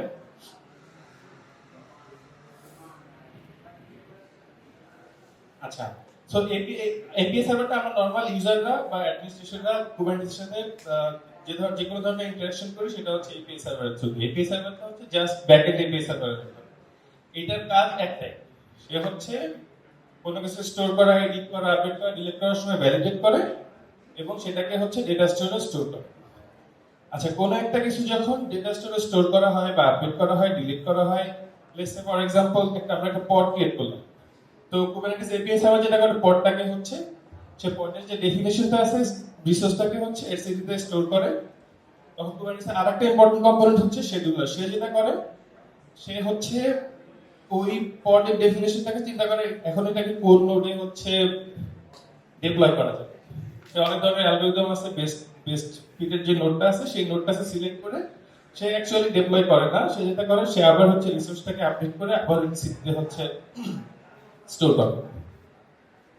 কন্ট্রোলার ম্যানেজার হচ্ছে একটা প্যারেন্ট প্রোগ্রাম যেটা আবার অনেকগুলা কন্ট্রোলার রান করতে পারে। আমরা কন্ট্রোলার নিয়ে পরে আরো বিস্তারিত কথা বলবো। তো এরপরে যেটা আছে সেটা হচ্ছে এতক্ষণ আমরা ডেটা প্লেন নিয়ে আলোচনা করলাম। যদি আমরা ওয়ার্কলোড চিন্তা করি তাহলে কুবারনেটিস ইটসেলফ রান করা হচ্ছে কন্ট্রোল প্লেনে, আর কুবারনেটিস যা কিছু রান করে সেগুলো হচ্ছে ডেটা প্লেন। তো ডেটা প্লেনে হচ্ছে নোড থাকে, প্রত্যেকটা নোডে আবার কুবলেট এজেন্ট থাকে। সো এজেন্টের কাজ একটু আগে আমরা বললাম যে যখন একটা পড ক্রিয়েট করলো সে শিডিউলারটা হচ্ছে সেটা আপডেট করলো, এখন কুবলেটটা হচ্ছে সেও আবার দেখবে যে হচ্ছে একটা পড ক্রিয়েট হয়েছে এবং সেই পডটা আমার নোডে হচ্ছে ডিপ্লয় হওয়ার কথা। তো সে তখন কি করবে, ওই পড রিসোর্সের স্টেটটা নিয়ে কন্টেইনার রান টাইম দিয়ে সে একটা পড বা কন্টেইনার ক্রিয়েট করবে।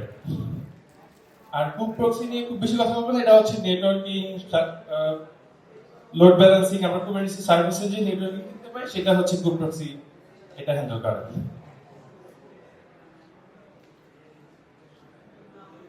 এখন যদি চিন্তা করি যে পুরো ব্যাপারটা আমরা পর্যায়ে বলছি,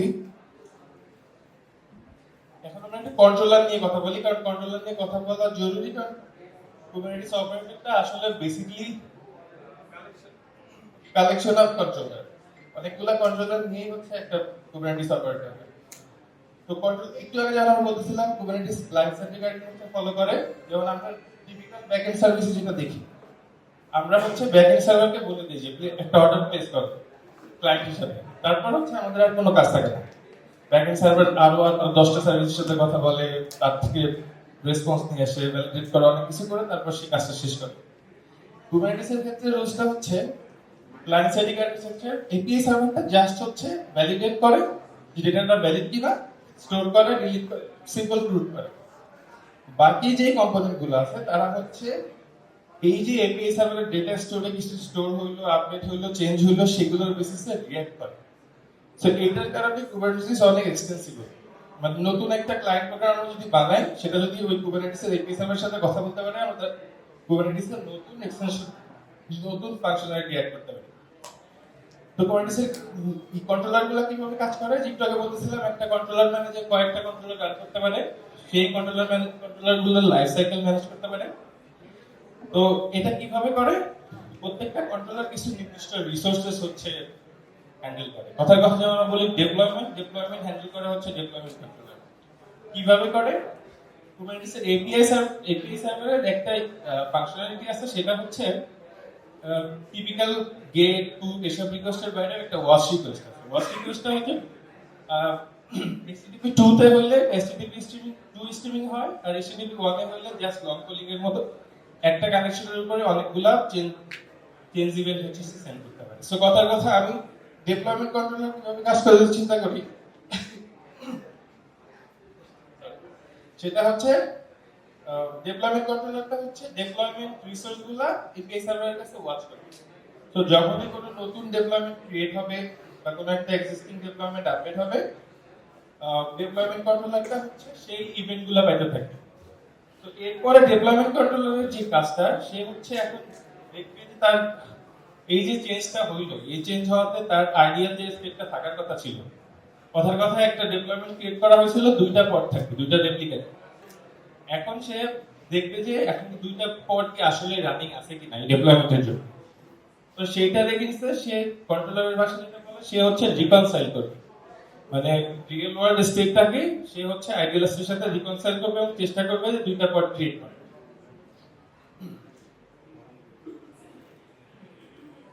হ্যাঁ, একটু আগে যেটা বলছিলাম যে কুবারনেটিস অপারেটরগুলো, কন্ট্রোলারটা কেন ইম্পর্টেন্ট, কারণ কুবারনেটিস অপারেটর হচ্ছে কতগুলো কালেকশন অফ কন্ট্রোলারের প্যাকেজ। তো কন্ট্রোলার অপারেটর যেহেতু আমাদের কাস্টম কন্ট্রোলার, মানে এগুলো নেটিভ কন্ট্রোলার না, কুবারনেটিসের সাথে বিল্ট ইন আসে না, এগুলো আমরা ক্রিয়েট করি। তো আমাদের প্রয়োজনে যেমন পডের স্পেকে কিছু ডেটা রাখা যায়, তো আমাদের প্রয়োজন হতে পারে আরো অনেক ডেটা দরকার আমাদের, সেগুলোর জন্য হচ্ছে আমাদের কাস্টম রিসোর্স ডেফিনেশন সিআরডিএস। তো সিআরডিএস যেটা হচ্ছে আমরা কুবারনেটিসের ফাংশনালিটি বা এপিআই এক্সটেন্ড করতে পারি। আমরা কুবারনেটিস পডের বদলে আমরা নতুন ধরনের একটা রিসোর্স ক্রিয়েট করতে পারি, সেইটা এপিআই সার্ভারে যদি আমরা রেজিস্টার করি, এপিআই সার্ভার হচ্ছে আমাদেরকে এপিআই দিবে। তো ইউজুয়ালি হচ্ছে কুবারনেটিস অপারেটরগুলো কাস্টম রিসোর্স ডিফাইন করে, সেগুলো রেজিস্টার করে এবং সেগুলোর বেসিসে হচ্ছে অ্যাপ্লিকেশন লাইফ সাইকেল ম্যানেজ করে।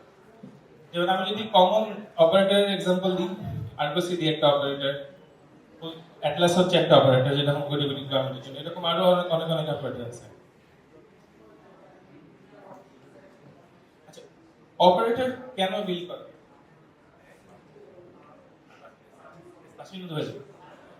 অপারেটর কেন বিল করা লাগে? অনেক সময় নেটিভ কুবারনেটিসের যেসব ফিচার থাকে, এইটা হচ্ছে এনাফ। যেমন কথার কথা হচ্ছে আমরা জানি যে কুবারনেটিসে এইচপি আছে, হরিজন্টাল অর্ডার ডিসপ্লে, এটা হচ্ছে সিপিইউ মেমোরি ইউজের আরো কিছু মেট্রিক্স বেস ইউজের উপর বেস করে স্কেল আপ স্কেল ডাউন।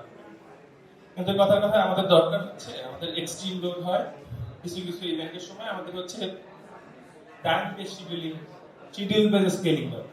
আমরা চাই হচ্ছে শুক্রবার রাত 12টার সময় হচ্ছে 200 পয়েন্ট ক্রিয়েট হবে, আবার শনিবার সকাল 6টার সময় হচ্ছে 2টা পয়েন্ট ক্রিয়েট হবে।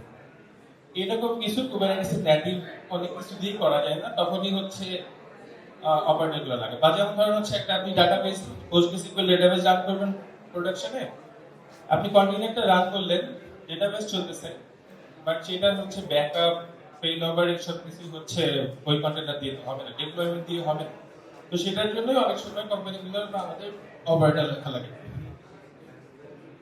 আচ্ছা, গো কেন? এই যে অলরেডি বলতেছিলাম Kubernetes itself is written in Go, and so এটার ইকোসিস্টেম অনেক লাইব্রেরি অনেক tools already written in Go, so Go is এই কারণে গোতে লিখাটা অনেক ইজিয়ার, বাট এটা ম্যান্ডেটরি না। যে কোনো ল্যাঙ্গুয়েজে লিখলেই সেটাকে কন্টেনারে রান করলেই হচ্ছে কুবারনেটিস কন্ট্রোলার হিসেবে রান করা যায়। তো যেটা বলছিলাম কি যে কি কনসেপ্টগুলো আমাদের মনে রাখা উচিত কুবারনেটিস অপারেটর নিয়ে, সেটা হচ্ছে অপারেটরগুলো হচ্ছে নতুন সিআরডিস ডিফাইন করে, যাতে আমরা নতুন টাইপের কুবারনেটিস রিসোর্স কুবারনেটিসে রেজিস্টার করতে পারি, স্টোর করতে পারি। কন্ট্রোলার ম্যানেজারগুলো হচ্ছে রিকনসাইল লুপের মাধ্যমে সেই অবজেক্টের উপর বেস করে অ্যাপ্লিকেশন লাইফসাইকেল ম্যানেজ করে। যদিও টাইটেলটা দেখতে মনে হচ্ছিল অনেক বেশি প্র্যাকটিক্যাল টিউটোরিয়াল টাইপের প্রেজেন্টেশন হবে, বাট সবকিছু হাই লেভেলের কথাবার্তা বলা হয়েছে। তো just to mention some tools and framework, operator framework SDK, Tool Builder, Controller Runtime, Client. These are some of the most prevalent and used frameworks and tools to build and deploy Kubernetes operator. এইটা হচ্ছে যেহেতু আজকে সময় নাই, সময় থাকলে দেখানো যেত যে কিভাবে হচ্ছে অপারেটর ফ্রেমওয়ার্ক SDK ইউজ করে খুব সহজেই হচ্ছে গো টাইপ থেকে শুধুমাত্র গো টাইপ ডিফাইন করে কিভাবে সিআরডি জেনারেট করা যায়, কিভাবে কন্ট্রোলার লজিক লেখা যায়, কিভাবে ডিপ্লয় করা যায়। আচ্ছা, ছোট্ট একটা এক্সাম্পল যদি দিই তাহলে হচ্ছে এই অপারেটর SDK তে লেখা অপারেটরগুলো একটা কন্ট্রোলারের রিকনসাইল লুপটা দেখতে এরকম দেখে। তো বেসিক্যালি প্রত্যেকটা রিকনসাইলের যে প্যারামিটারগুলো আছে প্রত্যেকটা রিকোয়েস্ট হচ্ছে একটা ইভেন্ট চেঞ্জ। তারপরে যদি একটা পড ক্রিয়েট হয় সেটাও একটা ইভেন্ট হিসাবে এই রিকনসাইল ফাংশনটা কল করে। আর রিকোয়েস্টের মধ্যে থাকে হচ্ছে যে কোন রিসোর্সটা চেঞ্জ হয়েছে এবং কোন নেম স্পেসের রিসোর্স চেঞ্জ হয়েছে। তো টিপিক্যাল ওয়ার্কফ্লোটা হচ্ছে যেই ইভেন্টের যেই রিসোর্সটা চেঞ্জ হয়েছে সেই রিসোর্সটা সবার আগে প্লেস করা, তার এগেইনস্টে ম্যাচ করা যে আচ্ছা এটা হওয়ার কথা ছিল, এখন কি আছে, এখন আমি কি করব।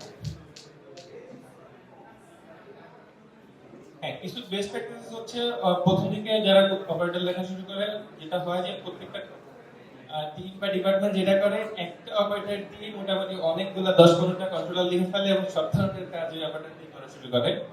তো বেস্ট প্র্যাকটিস হচ্ছে ইউনিক্সের মতোই একটা operator usually one type of application, একটা দুইটা কন্ট্রোলার, এগুলা এভাবে লেখাটাই বেটার ম্যানেজ করার জন্য, মেনটেন করার জন্য। আর বাকি সবকিছু বেস্ট প্র্যাকটিস হলো অ্যাপ্লিকেশন সার্ভিস লেখার মতোই, proper login, matrix, monitoring.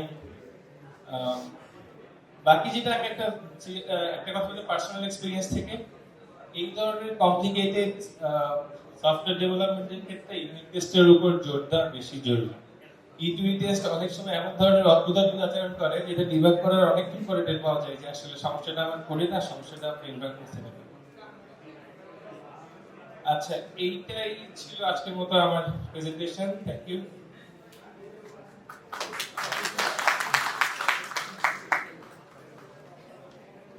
Hello, service repository প্যাটার্নে আপনারা ডিপেন্ডেন্সি ইনজেকশনের জন্য আলাদা করে কিছু ইউজ করেন জানার জন্য? আসলে সার্ভিস রিপোজিটরি প্যাটার্নে আলাদা করে আমরা ডিপেন্ডেন্সি ইনজেকশনের জন্য তেমন কিছু ইউজ করি না, জাস্ট সবকিছু প্যারামিটার দিয়ে পাস করা হয়। তাতে আমাদের জন্য আসলে টেস্টেবিলিটিটা ইজিয়ার হয়। যে আমরা যেটা ইউজ করি হেক্স আর্কিটেকচার, যেটা ফলো করি আমরা হেক্স আর্কিটেকচার অনুসারে একটা আমরা পোর্ট এন্ড অ্যাডাপ্টার বলি, পোর্ট হিসেবে ডিফাইন করি, পোর্ট দিয়ে হচ্ছে হলো সবগুলি দেই এবং অ্যাডাপ্টার বিভিন্ন ডিফারেন্ট টাইপ অফ অ্যাডাপ্টারকে আমরা টেস্টেবিলিটির জন্য ইউজ করি।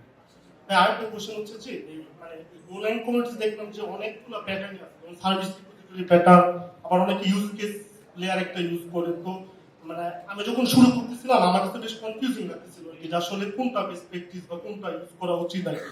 তো এটার কি আদৌ কোনো বেস্ট প্র্যাকটিস আছে, যে ধরেন আমরা সার্ভিস রিপোজিটরি প্যাটার্ন ইউজ করা উচিত, বা ইউজ কেস লেয়ারতে যেটা করে ওটা করা উচিত, বা আপনার কি মতামত?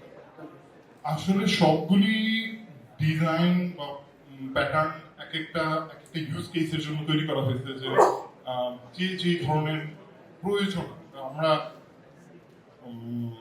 আমরা সার্ভিস ইউজ করি হচ্ছে হলো ডোমেইন ডিপেন্ড ডেভেলপমেন্ট করার জন্য, ইজিয়ার, যেটা আমি প্রথমে বললাম যে ইজিয়ার ডিকাপলিং জন্য। কিন্তু অনেক সময় দেখা যায় যে এইখানে যে আপনি 3টা লেয়ারে এই জিনিসটা ভাগ করতেছেন, তখন আপনার অনেক বেশি হয়তো কোড, অনেক বেশি ফোল্ডার আর্কিটেকচার মেনটেন করতে হচ্ছে, যেটা একটা ছোট প্রজেক্টের জন্য হয়তো ওভারকিল। কিন্তু বড় প্রজেক্টের ক্ষেত্রে মেইনটেনেবিলিটিটা আমাদের, যেখানে ধরেন আপনার 30-20 ডেভেলপার একসাথে কাজ করতেছে একটা কোড বেসের জন্য, এখানে আসলে এটা খুব ইম্পর্টেন্ট। Thank you. ভাই, যে জেনারিক যেটা দেখালেন এটা তো একটা ইউজ কেসে দেখালেন, এটা কি ইন্টারফেস দিয়ে কি এটা করা যেত? মানে এটার সাথে জেনারিক্স এর আসলে মানে সুবিধাটা কি কি? Sure. আমি এখানে আপনাদের ইন্টারফেস দিয়ে আর কি যেটা দেখাচ্ছিলাম, যদি যে হেল্পার মেথড দিয়ে, এখানে কিন্তু আমরা অ্যাকচুয়ালি আপনি যদি দেখেন এই টিভি মডেল, এটা একটা ইন্টারফেস। হ্যাঁ, ইন্টারফেস দিয়ে করতেছি, কিন্তু ইন্টারফেস দিয়ে করলেও আমার কিন্তু যখন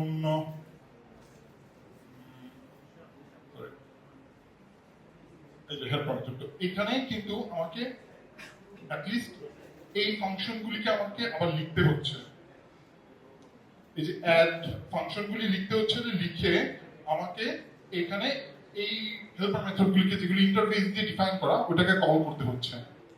কিন্তু যদি আমরা জেনারিক দিয়ে করি সেই ক্ষেত্রে আমার এই ফাংশনগুলি আর লিখতে থাকতেছে না, কারণ এই ফাংশনগুলি শুধু আমার জেনারিক্স এর উপর থাকবে, আর যারা এই জেনারিক্স এর মধ্যে টাইপ প্যারামিটারটা পাস করবে তাদের জন্যই ফাংশনগুলি ওই ক্লাসটা ডিফাইন হয়ে যাবে।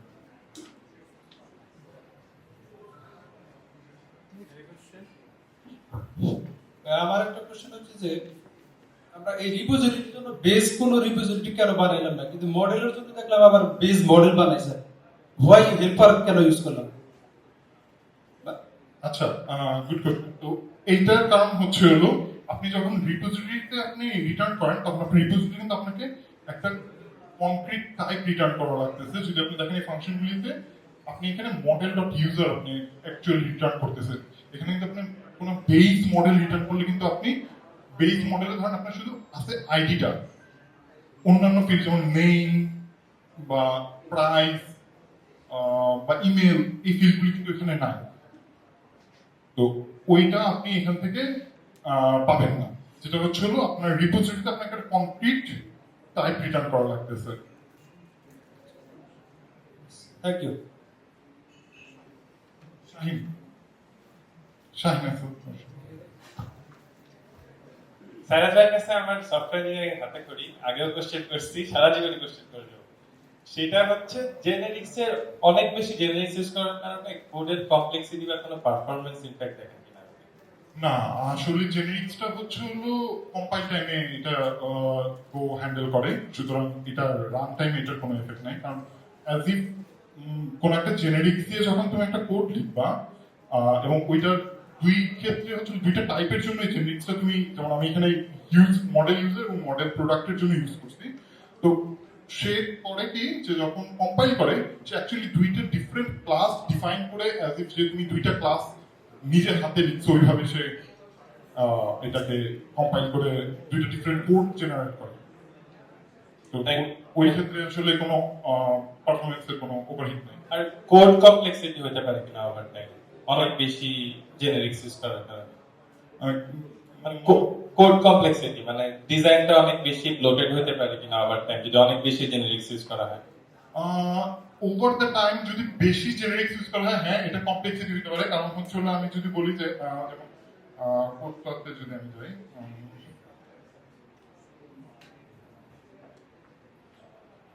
এটা যখন আমরা মানে জেনারিক্স দিয়ে যখন আমরা ইমপ্লিমেন্ট করছি, তো এই ইমপ্লিমেন্টেশনটা কিন্তু ও যদি এটা হচ্ছে জেনেরিক্স ইমপ্লিমেন্টেশন। আর যদি আমি জেনেরিক্স ছাড়া ইমপ্লিমেন্টেশনটা দেখাই এখানে, যেমন বেসিক ইমপ্লিমেন্টেশনটা ছিল, পাশাপাশি দেখাতে পারবো। ও দেখা যাচ্ছে আশা করি। তো এইখানে দুইটা ফাইন্ড বাই আইডি যদি দেখা হয় তাহলে কিন্তু আসলে অ্যাকচুয়ালি দেখেন লাইন অফ কোড সমান। একটা হচ্ছিল এটা জেনেরিক্স ছাড়া এবং এটা জেনেরিক্স দিয়ে। তো আলটিমেটলি যদি এই কোড কমপ্লেক্সিটি মেনটেন করতে পারেন, এই কমপ্লেক্সিটি আই হোপ মানে এটা অ্যাভয়েড করার কোনো অপশন নাই। Thank you. ভাইয়া বলবো? হ্যাঁ হ্যাঁ শিওর। আচ্ছা, সিলি কোশ্চেন। আমরা তো জেনারিক্স ইউজ করে সব এক জায়গা থেকে কল করছি। তো সাপোজ প্রোডাক্টের যে মডেল আমরা ডিফাইন করলাম, ওখানে আমার কোনো কাস্টম মেথড লাগছে, সেক্ষেত্রে কি আমরা এটা ডিফাইন করতে পারবো এখান থেকে? হ্যাঁ শিওর। এখানে যেরকম আমি দেখেন যে এটা হচ্ছে আমাদের জেনারিক্স ছাড়া ইমপ্লিমেন্টেশনটা। এখানে আমাকে প্রত্যেকটা ফাংশনকে এখানে ডিফাইন করা লাগতেছে। আর এটার এই লেফট সাইডে আমি হচ্ছে জেনারিক্স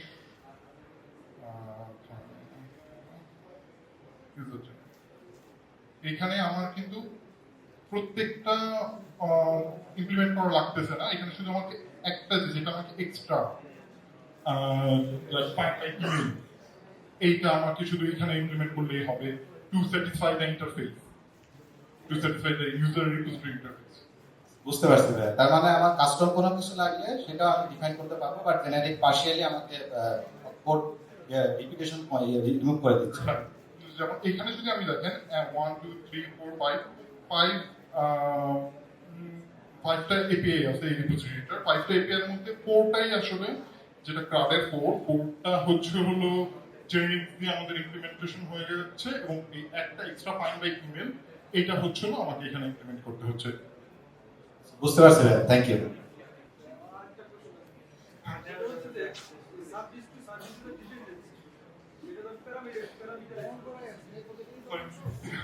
সেটা হচ্ছে যে ভাইয়া সার্ভিস টু সার্ভিস যে ডিপেন্ডেন্সি গুলো, এটা তো আমি প্যারামিটার আকারে পাঠাই দিতেছি, কিন্তু এটি একটু টাইপলি কেবল হয়ে যেতেছে না? হ্যাঁ, সার্ভিস টু সার্ভিস যদি আপনি ডিরেক্টলি পাস করেন তাহলে হচ্ছিল এটা টাইপলি কাপল। কিন্তু আমি যেটা বললাম যে অ্যাডাপ্টার এন্ড পোর্ট, তাহলে আপনি সার্ভিসটাকেও একটা পোর্ট হিসেবে ডিফাইন করবেন আগে একটা ইন্টারফেস দিয়ে, দেন ওই ইন্টারফেসের থ্রুতে আপনি সার্ভিসটাকে পাস করবেন লাইক এন অ্যাডাপ্টার। আমি একটা জিনিস দেখছিলাম যে সেটা হচ্ছে যে গ্লোবাল আইওসির জন্য ওরা এফএক্স নামকে একটা প্যাকেজ আছে, মেবি ওই এফএক্স দিয়ে এই জিনিসটা করা যায়, কিন্তু এটা এখানে কেন ইউজ করলাম না? আসলে এই জিনিসটা আমি মানে সিম্পল ভাবে এটাকে প্রেজেন্ট করার জন্য কমপ্লেক্স আনতে চাইনি, কারণ দ্যাটস ওয়াই আমি মঙ্গোডিবি দিয়ে এটা করছি। যদি আমরা ধরেন একটা সিকুয়েল দিয়ে করতে চাচ্ছেন, সিকুয়েল দিয়ে এটা আসলে করা একটু বিট ডিফিকাল্ট, কারণ হচ্ছে মঙ্গোডিবি যে বিসন এনকোডার ডিকোডারটা আছে, এটা জেসনের সাথে খুব ক্লোজলি কানেক্টেড। এখন আমাকে যদি সিকুয়েল দিয়ে করতে হতো তাহলে আমাকে একটা নিজস্ব এনকোডার ডিকোডার লিখতে হবে এটার জন্য, যে কিভাবে আসলে সে একটা মডেলকে এনকোড করবে এবং ওই ডিকোড করে মডেলের মধ্যে সে রাখবে। তো ইটস অলওয়েজ পসিবল। আমি জাস্ট শুধু সিম্পলিসিটির জন্য প্রেজেন্টেশনে এটাকে এইভাবে। আচ্ছা, আপনি একটা কথা বলেন যে অ্যাডাপ্টার দিয়ে এই জিনিসটা করা যায়। এখন আমার প্রশ্ন হচ্ছে অ্যাডাপ্টার এবং এফএক্স এই দুইটার মধ্যে কোনটা বেটার? সরি, অ্যাডাপ্টার এবং এফএক্স এই দুইটার মধ্যে কোনটা বেটার? বেটার আমি বলবো হচ্ছিল অ্যাডাপ্টার, কারণ হচ্ছিল নো ম্যাজিক, সিম্পলিসিটি। আচ্ছা আচ্ছা, thank you. Thank you. Thank you, sir, Inas bhai, for nice presentation. So, আমাদের আসলে অফিসিয়ালি শেষ, তো আমি বলছিলাম যে একটা বিগ অ্যানাউন্সমেন্ট আছে, একটা সারপ্রাইজ গিফট। তো আমাদের এই ফুল অর্গানাইজেশনে অনেকেই কাজ করছে, বাট এখানে সবচেয়ে বেশি আসলে যে এফোর্ট দিচ্ছে মনির। তো মনিরের জন্য আমরা একটা স্পেশাল সার্ভে, মনির আপনাদের জন্য একটা অ্যানাউন্সমেন্ট করবে। তো সেটা শোনার পরে আমরা আমাদের যারা অর্গানাইজার আছে তাদেরকে আমরা গিফট দিব। তো গিফট দেওয়ার জন্য আরমান কামাল আর রেলিন হাসদা, আমাদের দুজন সিনিয়র গোল্ডেন ডেভেলপার, বৈদেশি আসেন, আপনারা দিবেন, চলে আসেন সামনে। Hello everyone. So, খুব শর্ট টাইমে আপনারা যে সবাই আসছেন, আমি জাস্ট সারপ্রাইজড। সবাই সবাই আসতে পারছে, মানে শর্ট টাইমে যে সবাই আসছে এবং সবাই সারা দিয়েছে নাকি, ভেরি সারপ্রাইজড। আচ্ছা, কথা শোনা যাচ্ছে? আচ্ছা, যাই হোক, সবাই আসছেন, I am very happy, I am very surprised, right? So এখন হচ্ছে আমার একটা প্রশ্ন ছিল যে আমরা মনে হয় ভিএস কোড বেশি ইউজ করি কোড ডেভেলপার, রাইট? তো আমাদের এখানে হচ্ছে একটা বিগ প্রিটি গুড একটা গিফট আছে, সেটা হচ্ছে গোল্যান্ডের পক্ষ থেকে। সেটা হচ্ছে তারা একটা 6 মাসের একটা সাবস্ক্রিপশন ফি দিচ্ছে। সো এই কোডটা আমাদের কোডটা পাবলিকলি কেউ শেয়ার করে না, ওরা 25 তারিখ পর্যন্ত রেখে দিয়েছে, মানে এর আগে আপনাকে ইয়ে করতে হবে, ইমেল করতে হবে। সো আমি সবাইকে ইমেল করে দিব। সো এটা হচ্ছে গোল্যান্ড আমাদের এটা অফিসিয়াল স্পন্সর, এবং তারা বলছে যে আমরা যদি এটা সাকসেসফুল করতে পারি নেক্সট ইয়ারে হয়তো বা নেক্সট টাইমে তারা আর বড় কোনো সাপোর্ট দিবে আমাদেরকে। সো ইন্টারন্যাশনাল একটা স্পন্সর পাইছি, that's a very big deal. আর হচ্ছে আচ্ছা, গোল্যান্ড নিয়ে আমি একটু কথা বলি। গোল্যান্ড আমি রিসেন্টলি ইউজ করতেছি, মানে আপনারা যখন ডিবাগ করেন, কোড ডিবাগ করেন, how do you guys debug, মানে আপনারা কি ইউজ করেন? আমি বিএস কোডের ফ্যান, এখনো ফ্যান, বাট আমরা ডিবাগারে ইউজ করি আমাদের দেশে। আমরা আচ্ছা, এখানে একটু হাত ধরতে কারা মানে প্রিন্ট লাইন ইউজ করে আর ডিবাগার কারা ইউজ করে, মানে আগে ডিবাগারটা very good amount of people there. So আরেকটা হচ্ছে নেক্সট হচ্ছে যে যারা ডিরেক্ট প্রিন্ট করে কাজ করে, including me, right? Including me. So that's no offense for them. So এখন হচ্ছে বাট গোল্যান্ড যারা ইউজ করছে তারা এটা জানে যে এখানে খুব সুন্দর একটা ডিবাগার আছে। তো 6 মাসের একটা আপনারা একটা ফ্রি পাইতেছেন তাদের কাছ থেকে। তারা বলছে যে এটাকে প্রমোট করতে, আর আমাদের কোডটা দিতেছি, প্লিজ এটা পাবলিকলি শেয়ার করেন, মানে আমাদের অ্যাটেন্ডিরাই শুধু আমাদের রাখে। তো এই হচ্ছে অবস্থা। আর গোল্যান্ড ইউজ করেন, আর আপনাদের ঠিকঠাক জানালে জানানো দরকার জানাতে পারেন। So that's it from my side. আর হচ্ছে কোনো ভুল ত্রুটি আমাদের সাইড থেকে হলে, this is the first time for us. I hope you guys really enjoy it. If there's any mistake, just pardon us. We try our best. Thank you. তো যারা যারা আমাদের স্পিকার আছেন তারা একটু আসেন, আপনাদের জন্য একটা গিফট আছে, প্লিজ সবাই চলে আসেন। সাইরাস ভাই,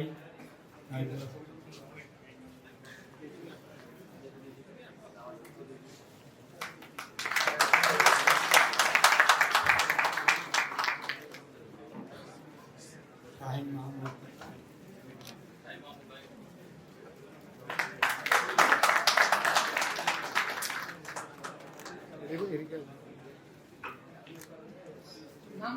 আবিদ ভাই,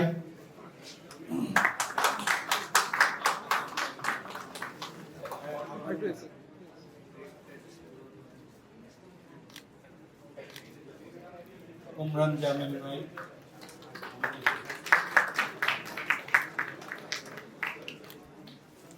হজিব সিকদার,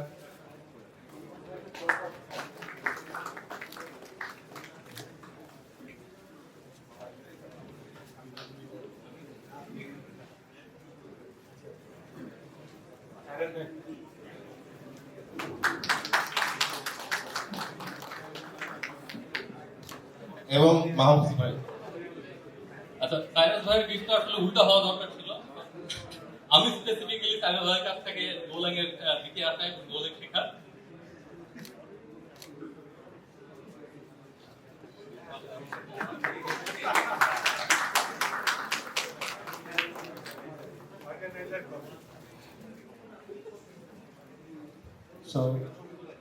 হ্যাঁ, সবাই মিলে একটা ছবি তুলি।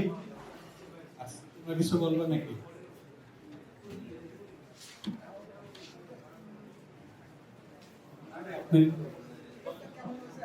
ইভেন্টটা অনেক ভালো হয়েছে।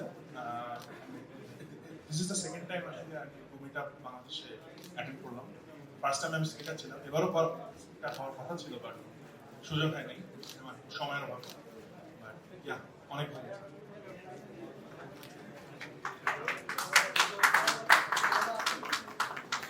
আমারও সিমিলার কাইন্ডের জিনিস আসলে আমি গ্রামে ছিলাম, জানতাম না যে এখানে ইভেন্ট হচ্ছে, গতকালকে এসেছি এবং হঠাৎ করে আমাকে ইনভাইটেশন পাঠানো হলো, এই তো আসা।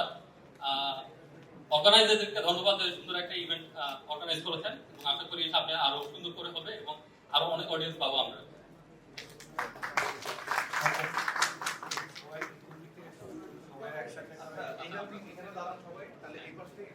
আসেন সবাই মিলে একটা ছবি তুলি, ওখানে নাম রাখবেন।